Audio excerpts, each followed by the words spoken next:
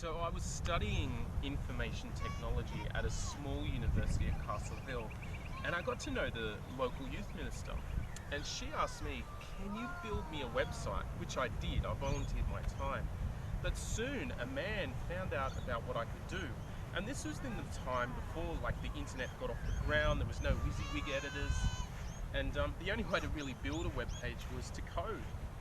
And so one day in the youth ministry, I was drinking a cup of tea and this man rang me up and said, "Hello Andrew, I heard what you could do and I was wondering if you could come down to a farm of about 2 hours south of Sydney and do the same." And something inside of me said yes to that invitation, even though I didn't know who this person was and what was about to happen. But in April following, I went down to a place called Marist farmhouse, south of Sydney, and over a weekend I actually fell in love with the Marist spirituality. And from that moment on, my life would be changed. So in about a year, 4 BC in March, a young girl called Miriam was out doing chores for her family, getting some water, getting some food, and suddenly a stranger appeared near her. She was a little bit shocked, and the stranger said to her, "Greetings, favoured one, the Lord is with thee." And the stranger said, "Do not be afraid," and then posed a question to Miriam. "God has found favour with you and would like you to bear God's son." Miriam was perplexed and confused and didn't know what to say, and so she thought, she pondered, and after some time, deep down inside, she knew she would say yes.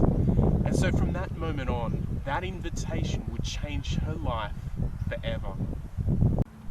So in 1812, a young Jean-Claude Fourviere heard an interior call that said, "Here is what I want, to found a society in my name. In that they will call themselves Marists, in the way of Mary." In the years following, Fourviere would share this call, this invitation, with the young seminarians whom he lived with, about that he'd been cured miraculously from smallpox and that he devoted himself to founding this society.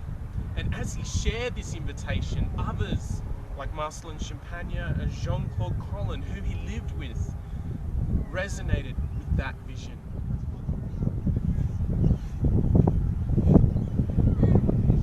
So, on an early July 23rd, 1816, the 12 young seminarians climbed the hill and mountain La Puy, and they went up the top to the shrine of La Puy of Mary, and they as a group of 12 committed formally to founding the Society of Mary.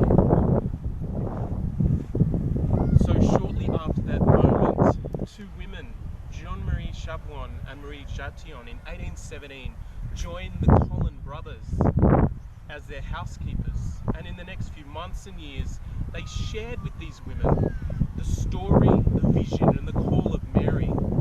And this resonated with these women to be Mary in the world today, to serve the poor in a practical way. And this was really interesting because Jean-Marie Chabouin had actually said no to other invitations from religious orders, but there was something about this invitation of Mary to be Mary today in our heads, our heart and our hands.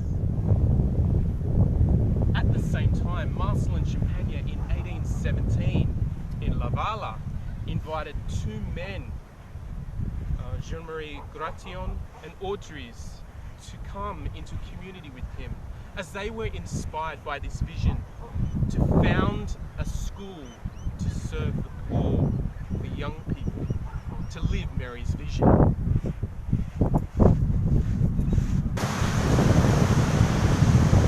And so Francois Perenton lived in a house with like-minded individuals, people like Frederick Ozanam, who would soon found the Society of St. Vincent de Paul to serve the poor. But Francois Perenton heard of the call of Mary, the vision that Jean-Claude Collin had, and this resonated with her, the call of Marist to go out to the Pacific. But Francoise Peloton knew that Collin would not accept this. So she, Francoise, got permission from a captain to travel out to the Pacific, to Oceania, and there she lived, like Mary, serving the community for over 12 years. She didn't even see another European person for a long time. She was committed to this project that was the Marist vision. So as we celebrate Fourviere this year, let us reflect upon what it means to be Marist by calling other Marists, maybe at least 3 other friends, and talk to them about your story, about how you were originally called, about how you were inspired to live this vision, and how does Mary speak to you today?